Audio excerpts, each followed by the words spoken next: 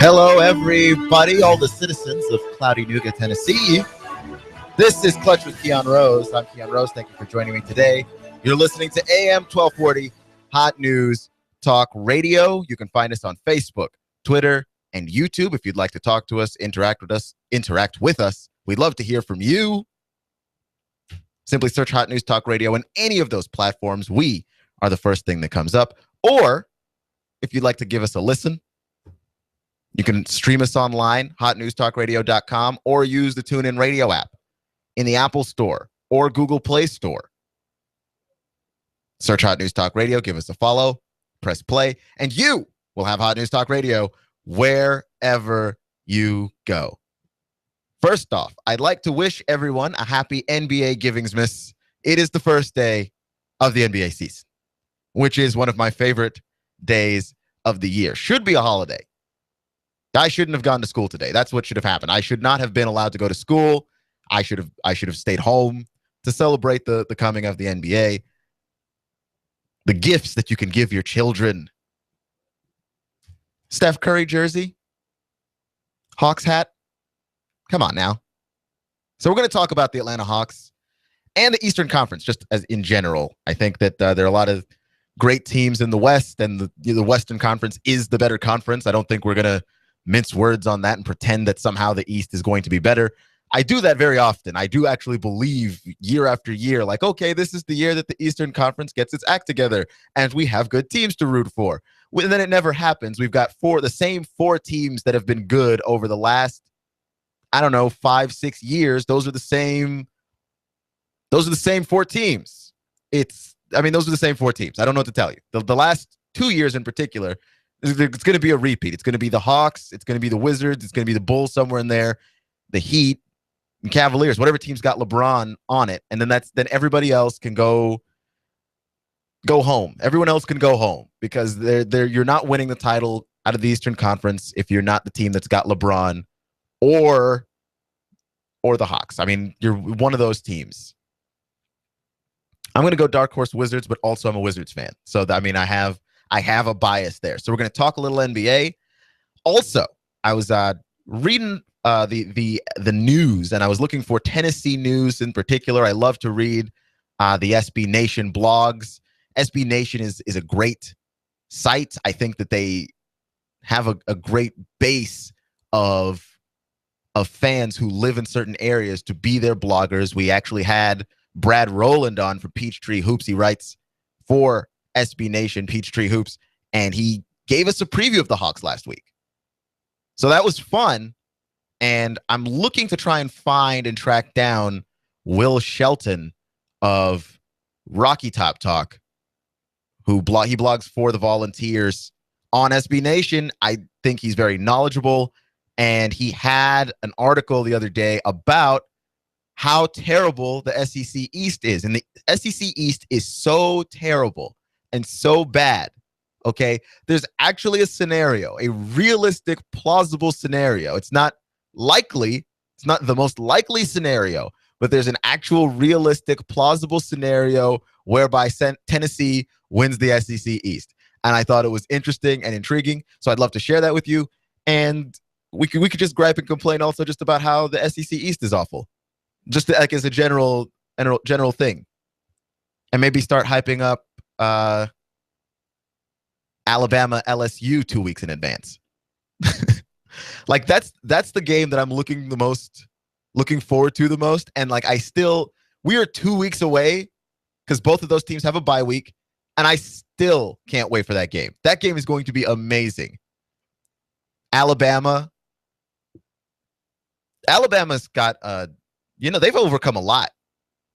I don't think that like an underrated thing that Alabama had to go through. They played every team that they've played in the last 2 or 3 weeks, I think, has come off of a bye. They beat Tennessee. Tennessee came off of a bye, had a break there. They beat Georgia. Georgia came off of a bye. And I don't recall exactly who they beat off the top of my head before that, but I believe they had a bye also. So it's just back to back to back, and then they're going to play LSU.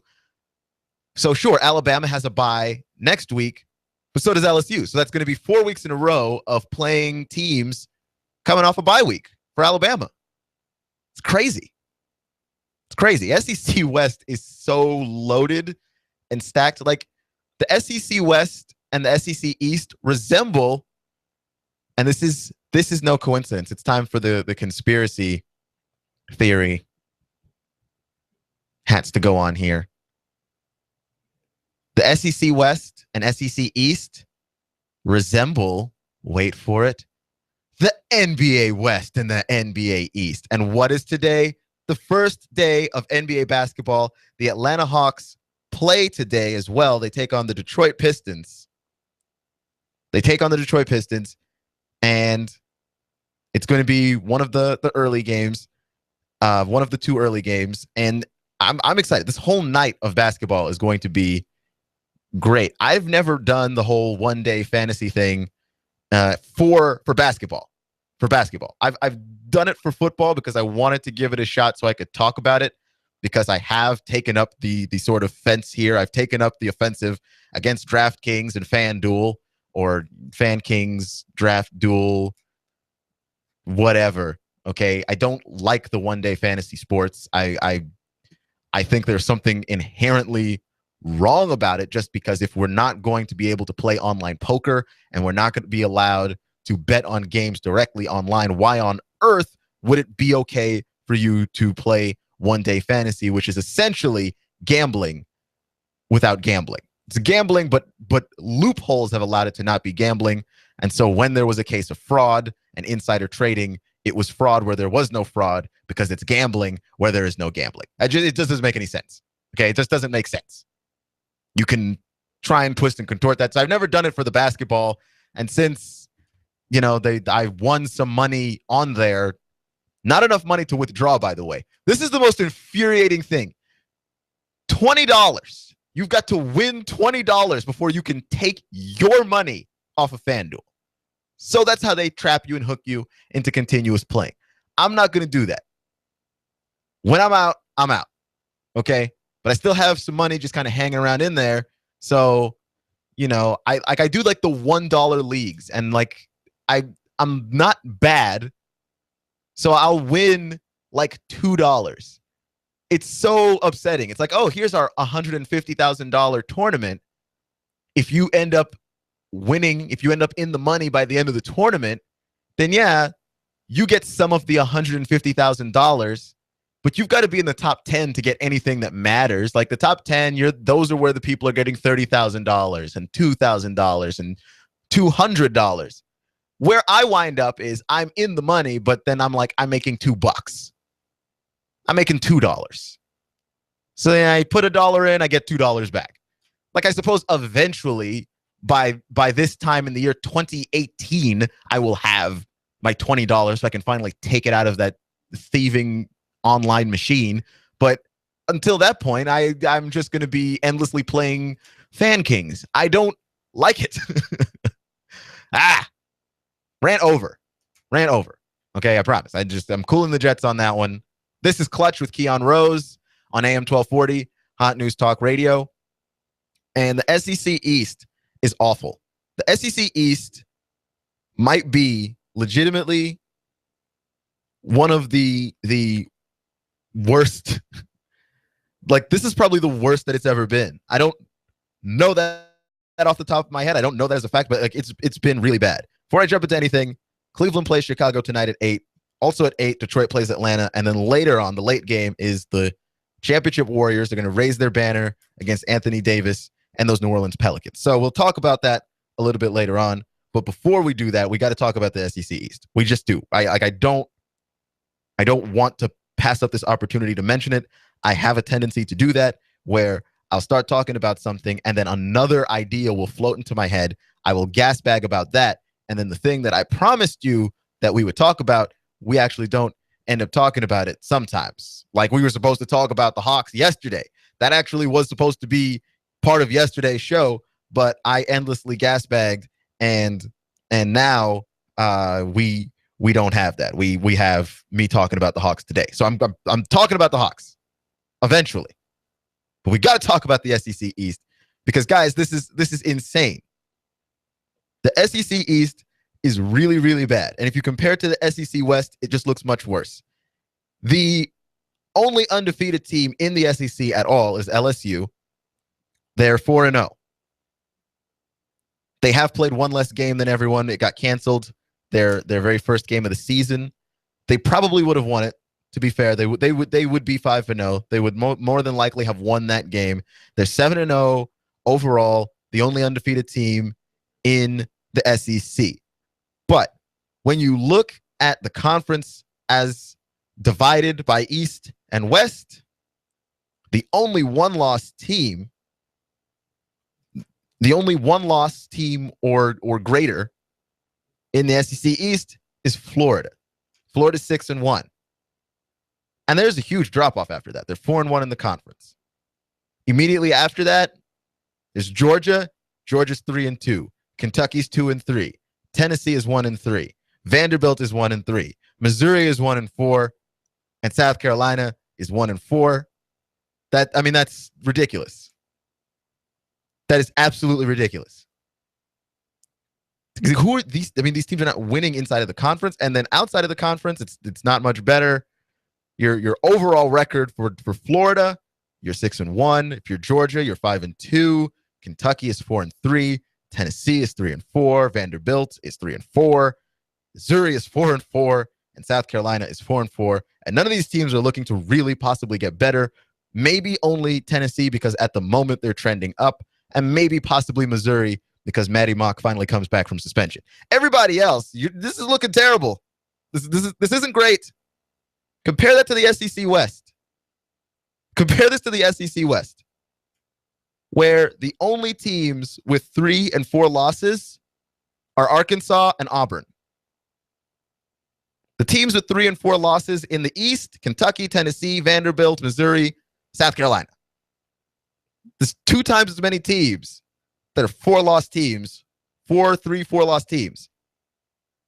What are you doing? What are you doing? But it's just the power has been in the side of the West for a while, but it is something to behold to when you just watch these records laid out in front of you. You cannot help but notice the obvious disparity. That it feels like, and honestly, if you flipped it over to basketball, the East is stronger than the West. It doesn't operate that way in basketball, but if it did, that would just be... So maybe that's just what it is. Maybe that's just the allocation of resources, but the East is the better basketball conference. But when it comes to us playing football and winning the SEC and winning the SEC East, I mentioned earlier that Tennessee still has a chance to win the SEC East. They do have to win out, but their schedule is weak for the rest of the way, and they do need some help. And the help that they need, it's not unlikely. It's unlikely, but it's not impossible. It's not impossible for them to get the help that they need to win the SEC East somehow. And does that vindicate Butch Jones for you? Because it should. The reason why Butch Jones is catching a lot of flack is because for a lot of people, it's about the bottom line. It's about the baseline. It's about results. It's about the wins and it's about the losses. And right now, Tennessee's got three of those wins and 4 of those losses. It doesn't look good. But those were close losses. Every single last one of them. They haven't lost to anybody by greater than 5 points. They've all been close. You lose by 3. You lose by 3 to Florida. You lose by 3 to Oklahoma. You lose by 4 to Arkansas. You lose by 5 to Alabama. So what? You get beaten by one of the better schools in the Big 12, the actual best team in the SEC East, and 2 SEC West teams that we all agree are stronger. I mean, that's incredible. And so if you're going to say, look, the wins and the losses and the bottom line are all that matter, then the bottom line is if somehow, some way, Tennessee manages to come out of the SEC East, then you've got to say that Butch Jones did a good job, right? Like, ultimately, sure, he could have done better, but ultimately, for where we thought this season was going to go and where it might possibly wind up, winning the SEC East, does that vindicate Butch Jones in your mind? Does that change the way that you feel about him, regardless of how some of these games have ended? We're going to talk about the Atlanta Hawks. We're going to talk about the scenario whereby Tennessee does win the East coming up in a little bit. This is Clutch with Keon Rose on AM 1240, Hot News Talk Radio.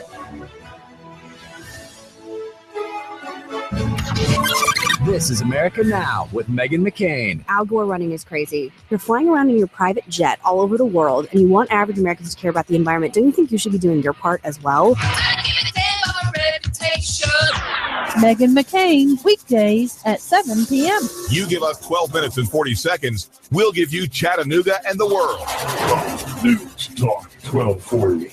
Tired of insurance companies? Tired of doctors that won't spend time with you? Do something different. Leave the sick care model of medicine and come to Dr. Danielle Mitchell, the Chattanooga Sports Institute and Center for Health, where we're interested in long-term health solutions, not the quick fixes. Come see me, Dr. Danielle Mitchell, at the Chattanooga Sports Institute and Center for Health. I'm all about the long-term healthcare solutions and doing what's best. On the web, you can find me at ChattanoogaSportsInstitute.com. That's ChattanoogaSportsInstitute.com. Or call us at 875-1005, 875-1005, or find us on social media, Facebook, Dr. Danielle Mitchell, or the ChattanoogaSportsInstitute.com. Let's go, ya! Are you tired of working in corporate America, or have you recently lost your job and would like to consider owning your own business? If you are, please call me, as I can help you look at franchises or business opportunities that fit you, the economy that we're in, and the type of businesses that are right in the greater Chattanooga area. After I help my clients find the right opportunity, I also help them find the best way to finance the business, including paying yourself through the startup phase. If you would like to learn more about opportunities that may be right for you, please call me for a free assessment. My name is Bruce Krebs at the Entrepreneur Source. Phone number is 423-875-5621.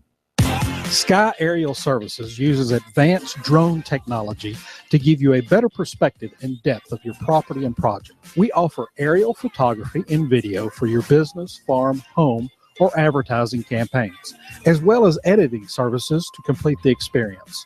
Call us at 423-521-0284 and see how we can help you tell your story about your business, property, or project. We work with real estate professionals, both commercial and residential, developers, engineer inspectors, surveyors, ad agencies, auto and boat dealers, mapping services, insurance inspectors, corporate marketing, charity events, weddings, and photographers. Our consultation is free. Call 423-521-0284. That's 423-521-0284, or visit our website, skyaerialservices.com. Sky Aerial Services. The sky is our limit. Hi, I'm Rebecca Costa, host of the Costa Report, every Sunday at 9 a.m. This week, we take a step back from politics, business, and global events to speak with well-being expert Deepak Chopra. We've all had the experience of feeling invisible at a party, at work, or at home. Join us as we discover what to do when we feel invisible this Sunday at 9 a.m. on the Costa Report, right here on AM 1240, Hot News Talk Radio. You give us 12 minutes and 40 seconds, we'll give you Chattanooga and the world. News Talk 1240.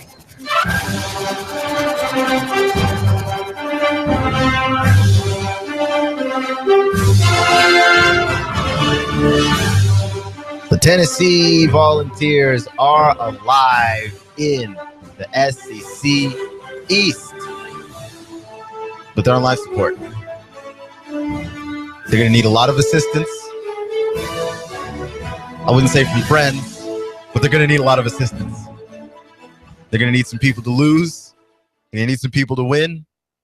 And they themselves are going to need to win. They don't control their own destiny in this at all. But, two questions rise from this. One, since everything about Butch Jones and how he is treated seems to be entirely results-based, a lot of people are worried about whether or not Butch Jones is the right guy for this job or the right coach to lead Tennessee to higher places. Like maybe he's just a recruiter and ultimately that's as far as he'll go. He does have moments where he doesn't appear to be the greatest tactician. That like tactically, things that you ought to do in games, it doesn't happen. You know, Mr. Judd called in and he made a great point in the show yesterday. Josh Dobbs didn't get out of the pocket very much in that final drive for Tennessee. And ultimately, how does Alabama seal the game? They get to Josh Dobbs in the pocket and he's not moving. Like that's one of his biggest strengths is using his legs. And Josh Dobbs didn't get moving. You know, get him out of the pocket. Get the defense of Alabama shifting around. That was definitely one thing that could have been done. And you just see these little instances where Butch Jones either gets outcoached or he outcoaches himself. He thinks so hard about something that he doesn't pull the trigger when he should. He does when he shouldn't. It's hard. It's hard to say. You know, I don't know what the deal is with Butch on that, but that doesn't necessarily mean that that's not a skill that can't be sharpened or, you know, again, a lot of close games. Is Tennessee going to continue to be in a lot of these close games? Can they get so good that maybe it doesn't even matter? And if they win the SEC East, which they are still alive for barely, are they still a team that can't be led by Butch Jones to you? What is your opinion on that matter? Facebook, Twitter, YouTube. Hit us up. Let us know. Seriously. What do you think? If Tennessee, with their life-supported self, hanging on for dear life in the SEC East, if they somehow manage to win it, does that vindicate Butch Jones in your eyes? Or is he still on the chopping block for you? Is he still in a toasty seat? Is he still in a warm seat? It's not hot. Okay, he hasn't done enough to get fired. Okay, nothing embarrassing has happened. Sure.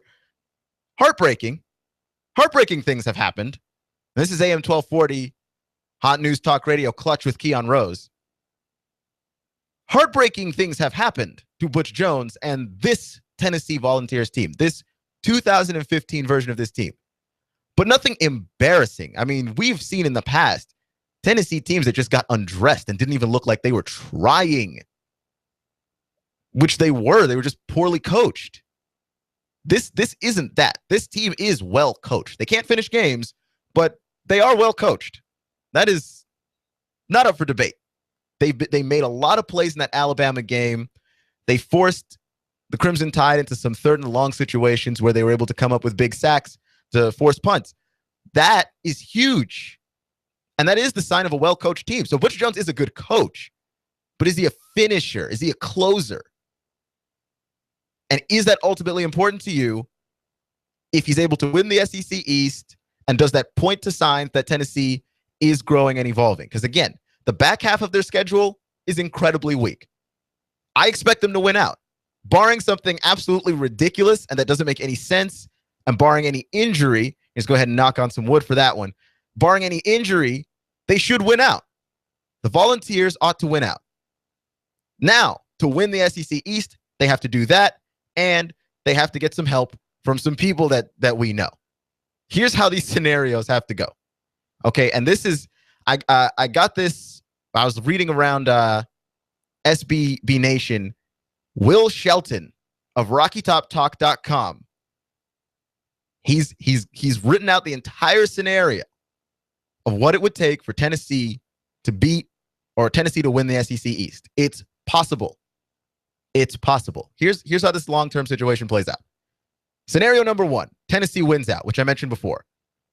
The remaining schedule for the Tennessee Volunteers, Kentucky, South Carolina, their homecoming against North Texas, Missouri, Vanderbilt. They end in Vanderbilt, and they play in Knoxville. So they're home against Vanderbilt. I'm just saying that the rest of this way here, this is kind of a joke.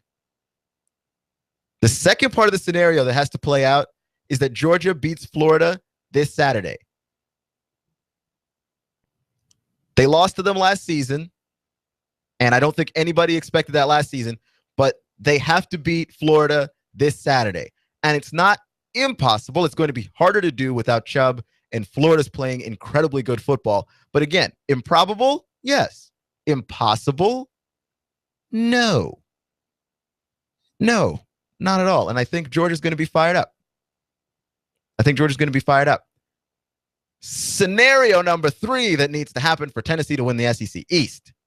Georgia loses versus Kentucky or at Auburn. So we would need them to beat Florida this Saturday, and then after that, lose to Kentucky, which I don't see as happening, or lose to Auburn, which is possible. Auburn, I don't know what you're going to get from Auburn in any given week, but you get good Auburn versus bad Georgia. I mean, you've got a good shot there. That's actually not improbable. It's very possible that Georgia loses against Auburn. I don't see them losing against Kentucky. Again, unless something ridiculous happens. And Kentucky can pull that off. I just don't see it as a real possibility. Like, don't hang your hat on Kentucky beating Georgia. Okay? I'm not saying it's not going to happen. It's just unlikely. Don't hang your hat on that one. And the fourth scenario that the Tennessee Volunteers would need is Florida loses versus Vanderbilt or at South Carolina. Again, don't hold your breath for that whole Vanderbilt situation. But they could lose to South Carolina. I mean, South Carolina's not been as good without Spurrier, which is to be expected. And without Spurrier, it's going to be just generally harder to do. This kind of interim coaching situation, not that it tends not to work out, but it's just a difficult situation to change coaches in the middle of the season. Guy who's going to be slightly different in terms of his personality, the concepts that he wants to run. Even if he is Spurrier's own guy, he's not going to run the team the same way. Not going to make too many changes in the middle of the season, but because there's a limit to like how much you can change.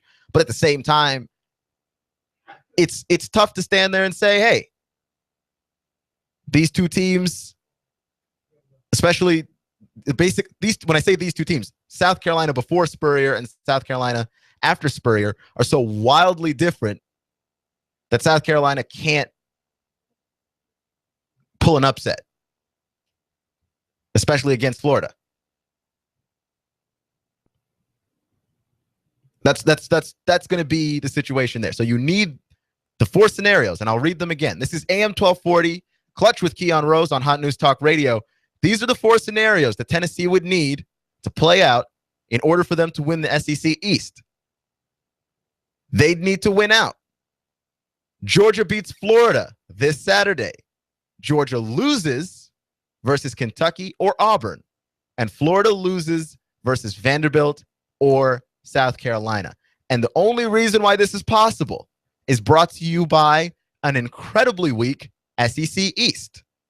Incredibly weak. Where more than half the teams are 3 to 4 loss teams.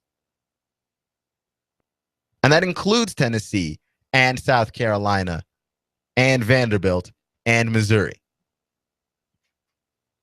The SEC East, so weak that Tennessee is still somehow inexplicably alive in the hunt to win the SEC East. Meanwhile, in the SEC West, Alabama or LSU, one of those teams is probably going to end up missing the 4-team playoff because they have to play each other. The LSU catches a loss. I don't see how they make the playoff. I like it. It's still possible. And if they win out the rest of the way, they probably could. And of course, Alabama losing the way that they did earlier in the season, which that win, boy, like the more we just see Auburn, that loss looks worse all the time. Alabama can't afford to lose any more games, not even to LSU. And LSU, to me, neither of these teams should really be penalized in a super difficult way for losing. It's not like these are two bad teams here going at it. This is the class of the SEC. This right here is what the best of the SEC looks like. Alabama versus LSU. And honestly, it's been that for a while. Most years, Alabama and LSU are the two teams. Or it's Alabama and somebody. But the year that Alabama beat LSU in the national title game, for sure, is probably the strongest year where LSU beats Alabama to end the season, and then they just get steamrolled in the national title game. And that's the year that I think most personifies what the face of the SEC has looked like in the past decade of football. It's been basically Alabama, LSU, sprinkle some Auburn in there. It's been that. And here they are playing again for basically what would amount to the representative of the SEC, because they're the two difficult teams in the conference, and they run into each other. Their running games are so brutally strong. Who do you want to be? Which defensive coordinator is having more nightmares right now? Do you want to be the person who's supposed to try and figure out how you stop Leonard Fournette? Or would you rather try and figure out how you stop Derrick Henry? Because I don't know which one is worse. Derrick Henry is amazing. That Alabama line is amazing. And he has such amazing vision running the football. I don't know what side of that to be on. And then Leonard Fournette also has great vision. He doesn't need nearly as much room. He's just a big human that's hard to tackle. He looks like a man running through a schoolyard as small 6- and 7-year-olds try and tackle him, and it's not working. And it looks and goes as badly as you think it would look and go.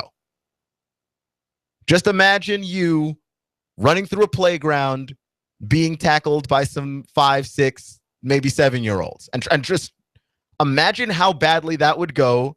Imagine how badly those 7-year-olds would be hurt. And then that is Leonard Fournette running through people. That is what that looks like. And I don't want to be the guy. And this is why I can't coach anything. This is why none of us can coach anything, because the nightmares that you would have trying to figure that out would destroy your life. Would destroy your life. I don't want to be the person that tries to figure out how to stop Leonard Fournette. I do not want that responsibility. It's too much to ask of a single person.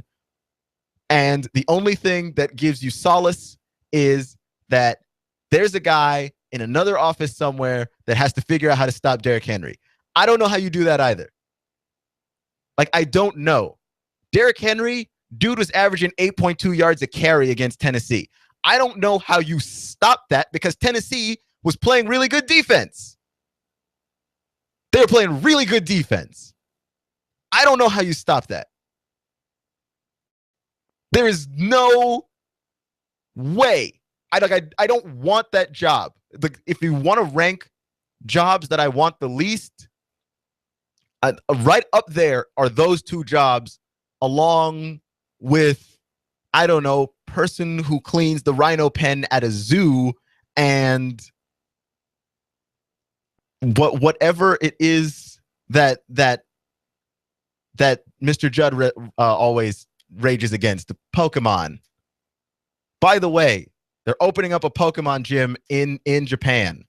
If you ever wanted to learn how to be a real life Pokemon trainer, I don't know how that works either. Pokemon, an actual Pokemon gym in a world and universe where Pokemon do not actually exist. What is the point of this? I don't understand the world that I live in, and I also don't want to be the person responsible for stopping Leonard Fournette and Derrick Henry. Those two jobs are happening 2 weeks from now, and I don't want either of them. So how about that? We're going to talk about the Hawks in the next segment.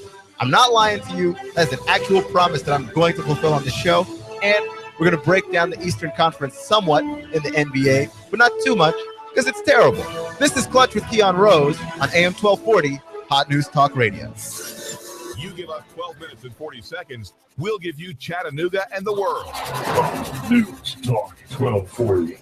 Are you tired of feeling like just another account number to your financial advisor? Try something refreshingly different. Call Edward Jones Financial Advisor Patrick Neal in Hickson at 870-7894. Edward Jones, making sense of investing. Member SIPC.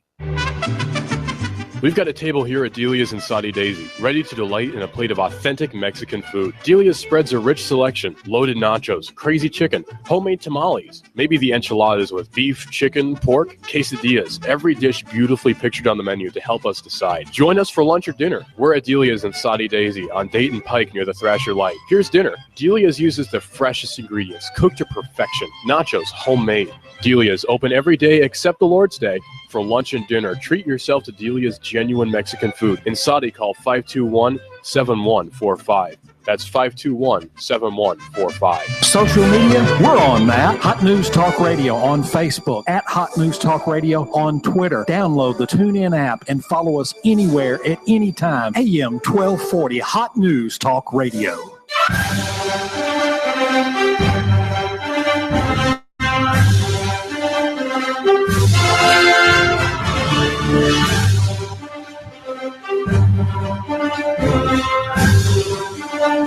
Do you know who I don't like? Just sometimes, like not always, just sometimes. Paul Ryan, who is the possible Republican nominee for Speaker of the House.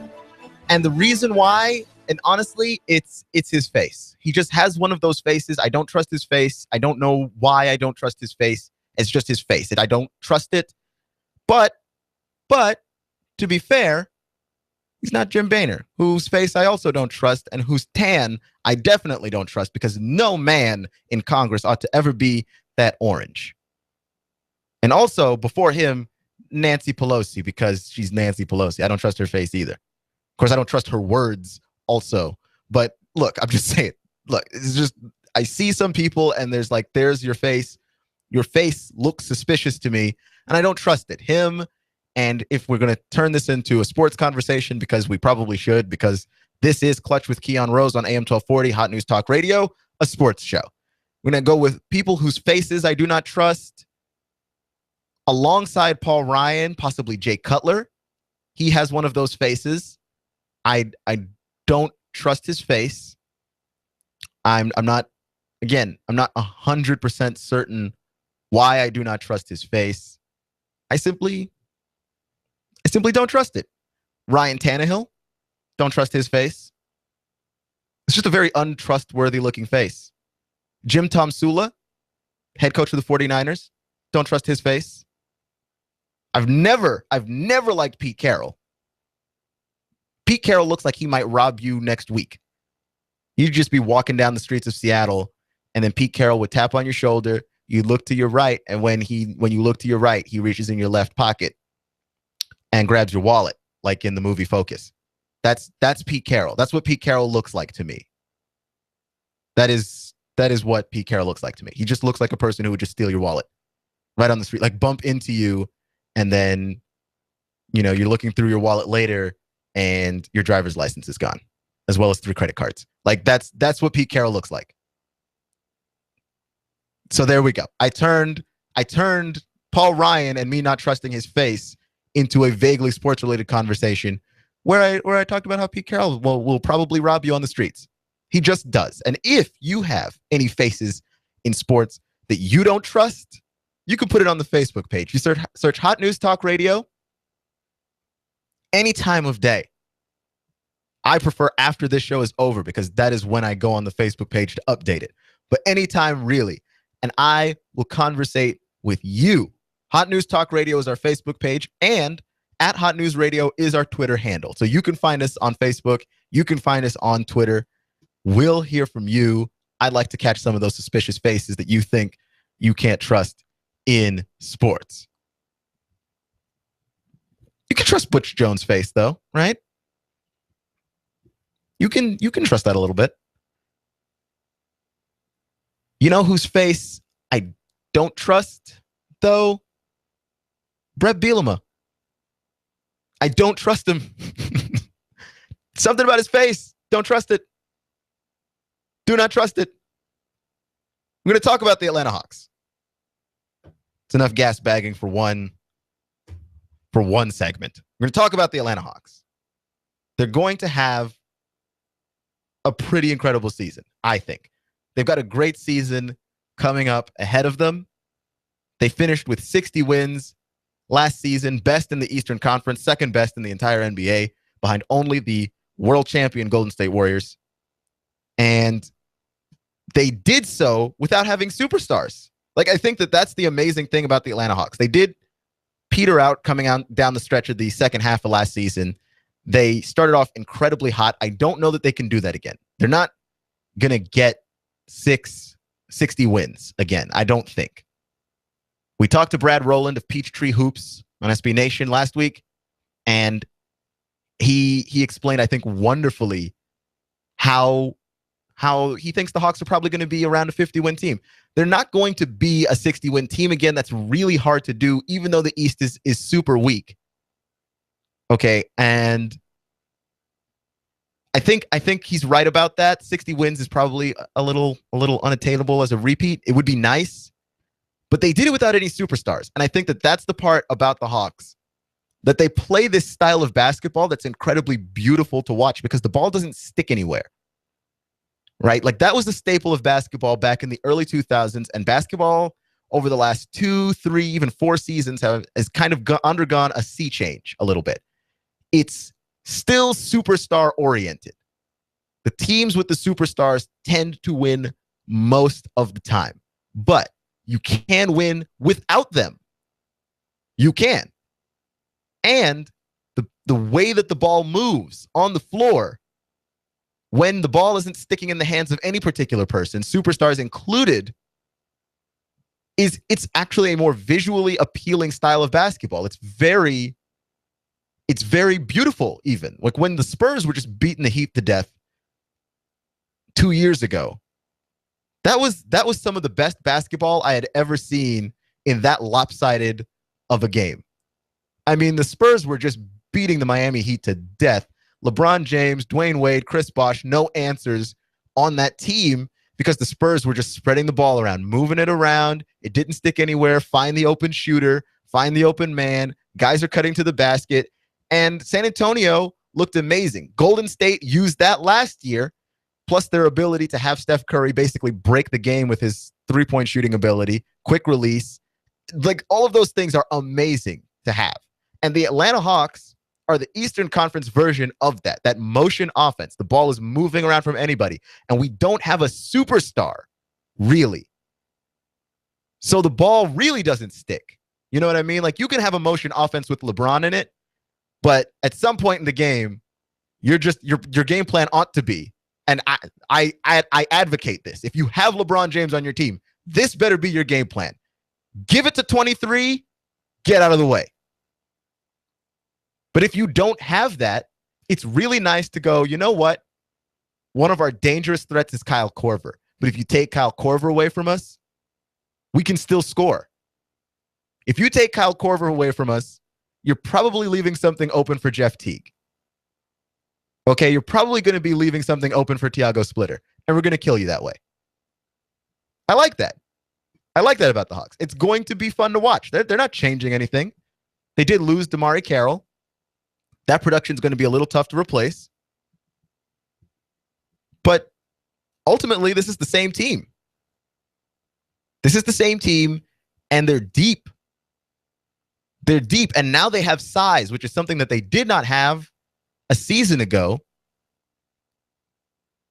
They've upgraded at the center position by bringing in a Tiago Splitter. You know, and they still have Horford, and they still have Millsap. And you can move those guys, because Horford did play some of the center position last year. And I think that he's a little out of place there. That's not his most natural spot. If you move him to power forward, you move him to the 4 spot, that's where Horford gets a little dangerous, and he can shoot. He can shoot. You can move Millsap from 4 to 3 because he's athletic enough, and he's playing with guys who are going to be much smaller than him now. He's going to bully him. He's going to bully him. It's going to be cool to watch the Hawks. I actually think the Hawks are going to be the best team in the Eastern Conference again. LeBron James is recovering still. He did have a recent back surgery. It was a minor back surgery, so he's not going to miss any playing time. But at the same time, he's not going to look as good. He's not going to look like dominant King James. He's going to be a little slow at the beginning of the season. The Cavs are still not healthy, and I think that honestly, them being injured this early in the season doesn't bode well for them later on down the road. This is AM 1240, Hot News Talk Radio. You're listening to Clutch with Keon Rose, and we're talking Hawks basketball. I think the Cavs are going to be dinged up enough to start the season that further on down the line,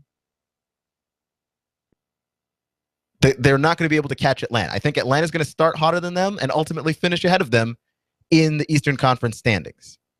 So I'll give you my Eastern Conference top 5. I was going to give you the entire Eastern Conference, but I realized the futility and pointlessness of all of that because the Eastern Conference, like I was trying to find 8 teams that I actually cared about to talk about. And I realized the Eastern Conference, they're not actually that good. They're pretty bad. So I was just like, let's just do a top 5 because I don't want to talk about the other 3. Like, I don't want to waste your time talking about the other 3 teams in the Eastern Conference because they're bad. They're very bad at basketball. It would be the Milwaukee Bucks somewhere in there and the Nets. Well, no, the Nets might be even worse. The Nets might be the worst team in the league. I can't even think of a team that is bad and middling enough in the Eastern Conference worthy of talking about. Like, I can't even make one up off the top of my head. They're bad. They're not good at basketball. So forget it. We're just going to do a top 5. But before I do my top 5, I'd like to talk about Charles Barkley and his top 5, which does not have the Atlanta Hawks in it. He doesn't have the Hawks. They won 60 games last year.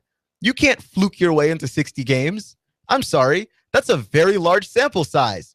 60 out of 82 is a really large sample size. This isn't like the NFL where you only have 16 games.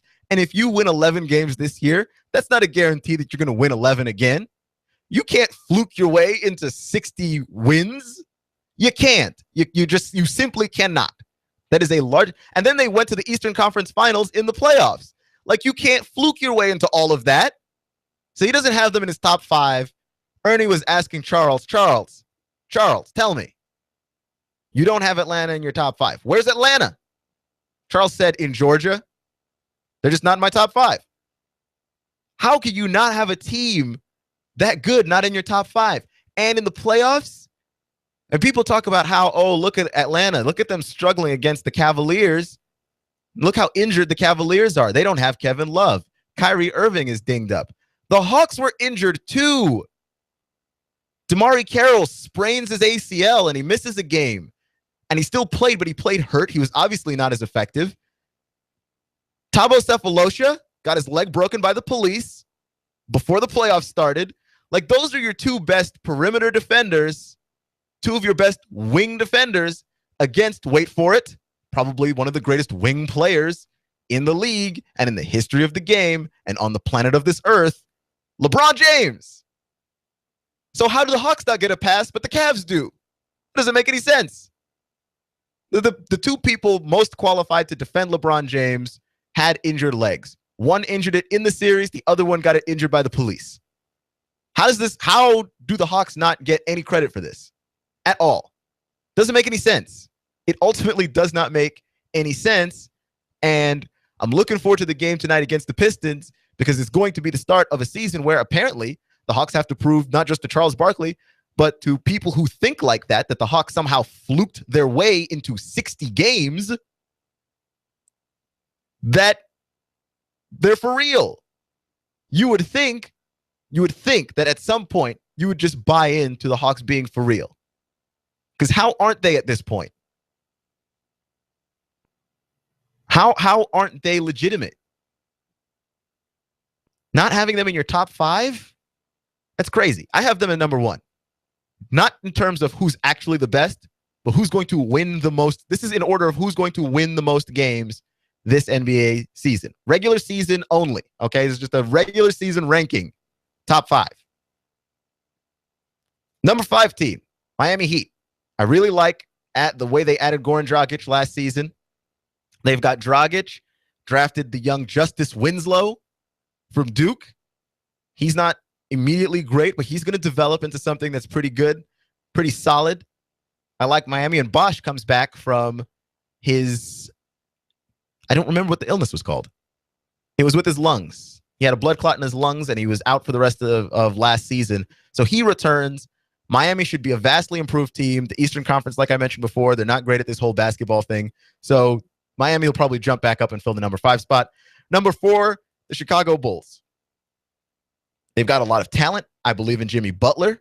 I think they're going to run a whole lot more. I don't know how we should expect Fred Hoiberg as a coach. I don't know.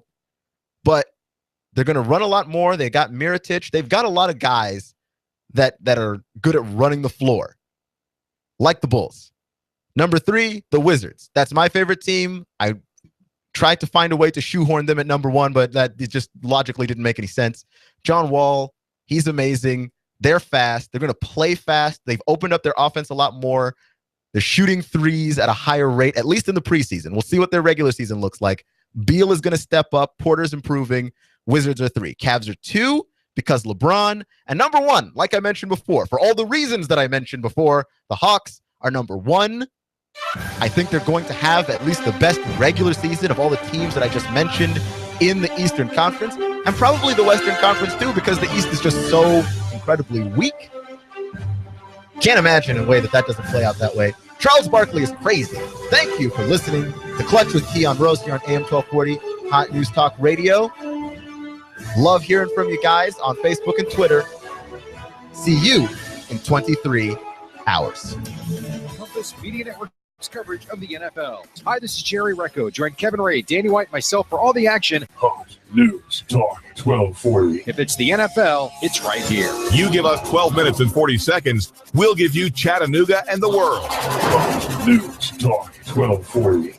Cell Surgeon, an affordable quick fix for your smartphone and tablet in Northgate Mall next to Old Chicago Pizza. We do the best quality work. We have the best customer service, the most competitive prices around. Cell Surgeon, a painless operation to fix your sick device. Well, if you have a cheap charger or something that's not really designed for your phone, it can mess with your battery. It can actually fry your phone. So you need to make sure you have a quality product that's going to be designed for your phone. Cell Surgeon, your smartphone doctor's in the house at the Northgate Mall next to Old Chicago